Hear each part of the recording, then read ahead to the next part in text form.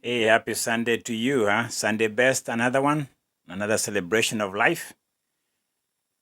Is risen. It happened on the first day of the week. Okay, I just quoted, yeah, and that's where it is. And yeah, let's just go from here. Is that okay with you? I hope you are having a great day and your day is as good as it gets from where you are. Why am I crossing my arms? Could be chilly a little bit, huh?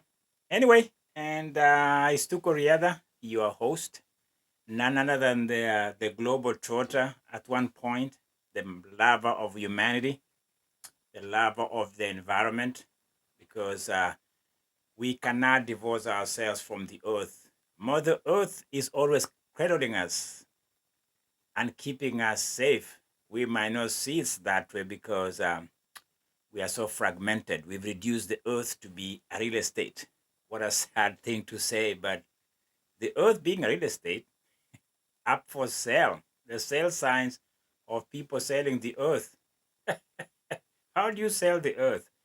Have you even thought about that? The idea that we've commercialized the earth. Somebody saying, I'll sell you 5 hectares of land for blah, blah, blah. Does it make sense to you? Let's laugh at it because we are very comical people. We are very trivial. And let's just leave it at that. And I won't trivialize that conversation if you're interested. Environment, athletics, sports, do they make sense? Do they coexist? Do they have a symbiotic relationship if we talk of athletics? There's an episode I went into that subject. I didn't get a lot of traction when it comes to viewers, maybe comments, how the earth, the environment, affects athletics and sports in general. And I think I had a point. Maybe it's a point that people are relegated to the specialist, the environmentalist, the ecologist. I don't think we are divorced from that. We are not that dualism, the Greek thinking that we have us here and then we have the earth here, and we are both going in a parallel projection or the different rails. I think it's far fetched. I think we are more intimate than we think. Let me tell you why. There's a new world record that was broken by a Kenyan, a 22-year-old lady from the central part of Kenya on Thursday.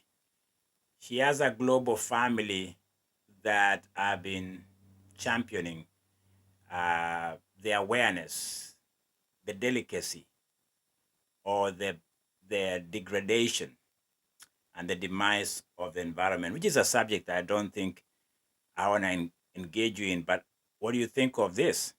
She broke the record. Indeed, it's to be ratified by people who do that. Her name is Truphena Muthoni. She's 22, as I said. Well spoken by the. I checked some of the interviews she had with that local thing in Kenya. I was shocked how, let me tell you, there's some IQ you meet out there, this brain power. You listen, you're like, man, she's only 22 and she's well spoken, well thought, very educated, well grounded, and believes in what she's doing. She's a tree hugger. I didn't know about tree hugging until I came to Portland. There's a community here in Portland where we are surrounded by trees that are aged. We have huge trees. I think my wife and I traveled last year to the the Grand Canyon area, Grand Canyon, California, where they have these red trees, 100+ years old, 800 years old trees. These are massive trees, and we drove through one. I don't. No, we didn't drive. We drove through these giant trees, and the Northwest has an affinity. They have this relationship with their environment. There's some people who are very into the environment. They believe the earth is what keeps us going. And I believe that too, because there's that intimate relationship I talk about in the when I mention this subject, that we are intimately connected to the environment. What does that has to do with sports? Everything. Everything. If you think of sports, oxygen intake and sports, how can you run? How can you perform when you cannot have good quality air? Let's go back to Truphena Muthoni. 72 hours she hugged a tree. Everything is recorded, of course, to be ratified. That's the new world record. And she's doing this as an advocate for the environment. And she has taken this even to another level, is for our mental health. That is very, very existential statement. It's very universal.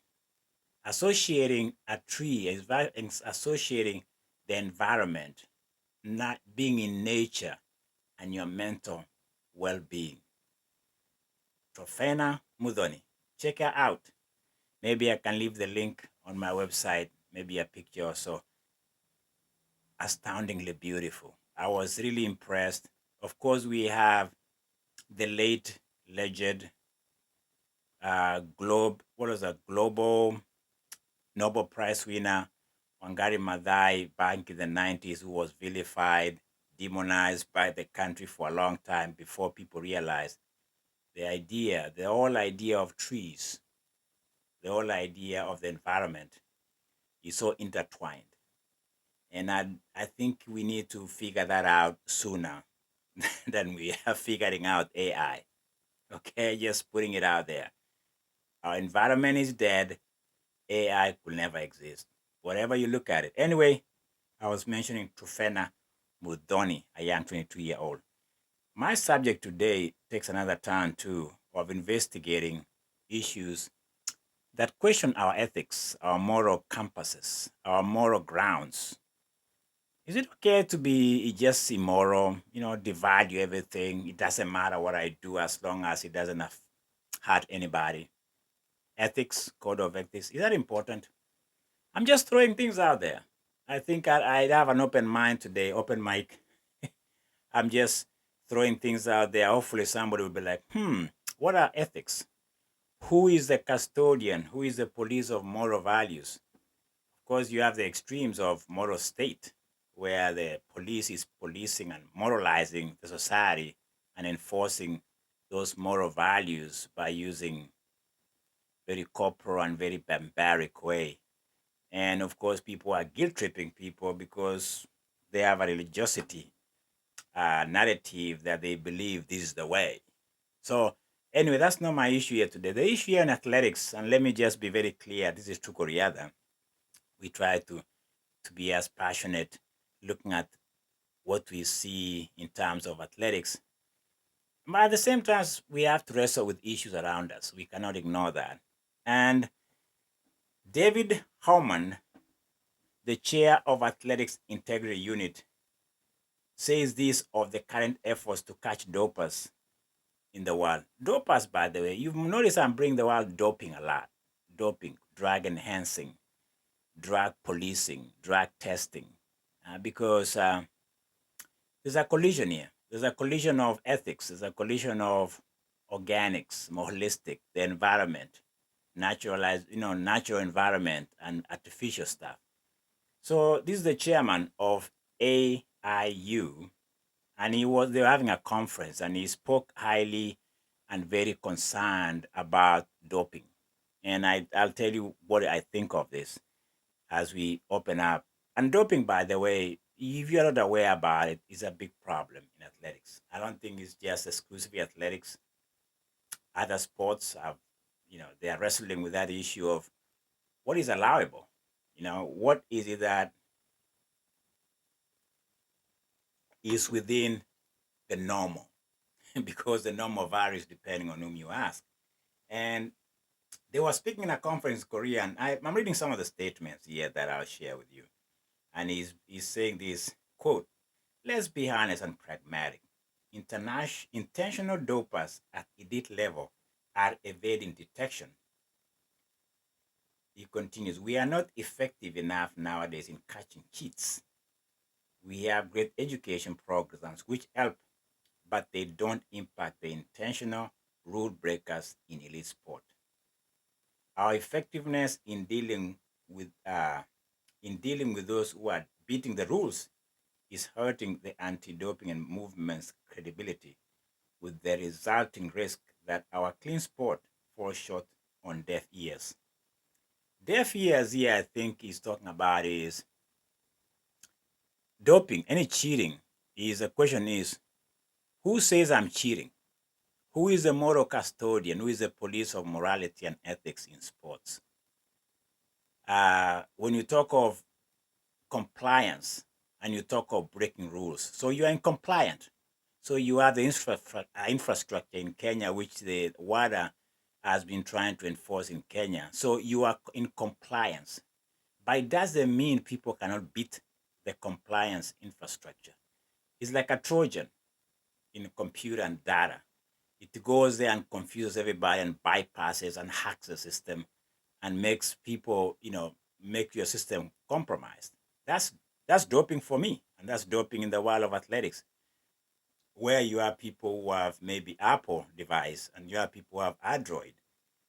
Apple is supposed to be superly protected from viruses, but most people cannot afford that. So they go for Android. With Android systems and maybe Windows, you have those cracks within the system. And I think there are many cracks in athletics where you will have elite. Talking of elite, they have money. And if they have money, they can bypass the systems that test them. And David Holman here, who is the chair of AIU, as he's saying here, is that while we have compliance, Kenya is in compliance somehow, but they'll be given another opportunity to come up to the real standard. And they are facing challenges because of course, funding. They are facing challenges because of, the biggest elephant in the room is corruption. So you have people who are navigating this world and trying to bring integrity into the sport. And these statements from people at the highest level tells you how big of a problem doping is. He continues even in certain ways that he says here that it's very hard to catch. It's very challenging these days to keep up with science, how people have improved in beating the system, you know, and the system is way behind when it comes to being able to be ahead and control and catch the cheaters because apparently they are still out there.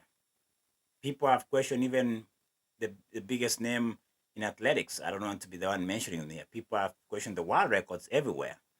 You know the world records I'm talking about, from marathons to 100 meters. People are always saying, is that real? And I think David here is trying to say something. And there's something he says here that we knew is equal. He continues says a renewed focus on scientific research with closer alignment between WADA, which is the World Athletic Doping Agencies, and cutting edge ADOs on research priorities and opportunities would be beneficial. The international standards might be better scrutinized regularly to ensure they fully support investigative efforts to uncover doping. We have a major problem in our hands for those of us who follow athletics. We are having a great sport and then we're having cheaters. And to weed out cheaters is a challenge he's trying to say, because the bodies, the Interpol police, the ones who are supposed to be monitoring and making sure what we see on track, marathon, on the road, cross country, are they are legitimately there on what is allowable. And that is a challenge we face, and is recommending a lot. But if these are the woes that the leadership that are supposed to be policing athletics around the world is having, if these are the challenges they are facing, and I'm talking of first world countries, you wonder about Kenya, whom I focus on a lot because they are the top of the list right now when it comes to cheaters. And somebody has launched a very special approach to this, and I have to applaud him for that. He's a Kenyan Sebastian Sawe, uh, the reigning London Marathon winner, champion this year. He has taken unprecedented stand. When you talk about issues that are plaguing a country like Kenya, like I've just talked about the young woman who is like, we can't continue cutting our trees, indigenous trees, and expecting the environment to stay sustainable.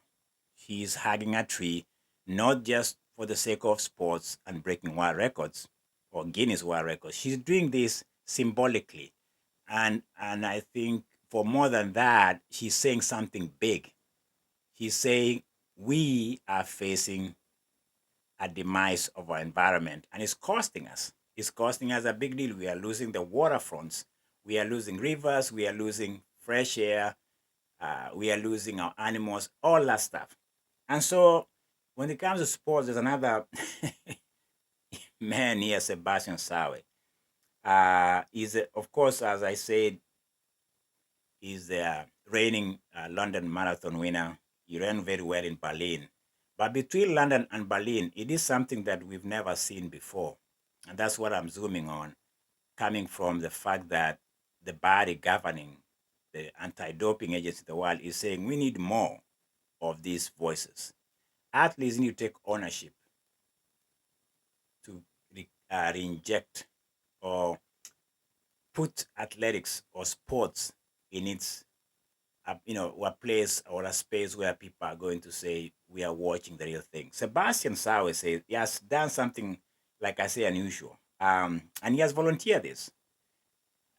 He's allowed himself. He's saying, you know what? I want to be tested. I want to be counted. He has imposed an anti-doping protocol on himself that is going to take as many testing as possible. He took 25 of those before Berlin Marathon, where he ran 2:14, if I remember correctly, and 25 testing between London and Berlin.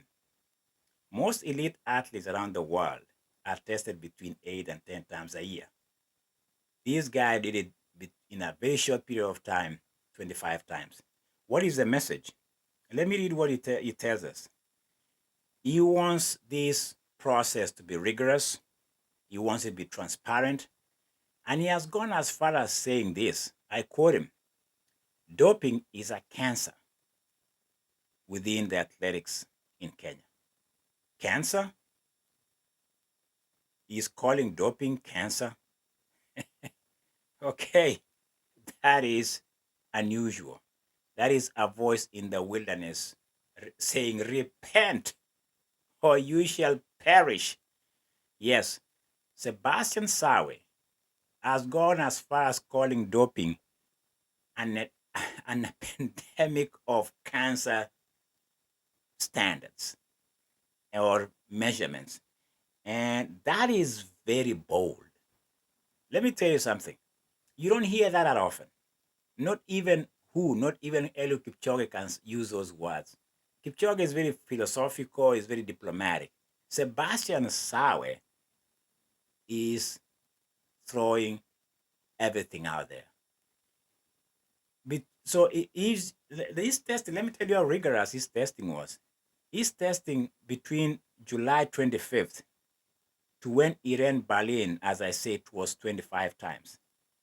And he wanted this to be unannounced, out of competition. Just come, find me. I have they have the phones that track their whereabouts. And Sebastian's call was like, I'm here, man. Take it from me. Poke me, swab your things in my mouth, whatever. Take my urine, take my blood, find out that I'm clean. He didn't go around saying I'm unclean like back in the biblical days. I'm unclean, I'm unclean. He himself is like, I'm clean, I'm clean. 25 times he was tested. And he did this in collaboration with Adidas, which is his sponsor, because he's seeking to redeem and reclaim the dignity and integrity of the sport. Is this sustainable? Is this what all Kenyans can do, or not just Kenyans? Elite athletes, even this country of America.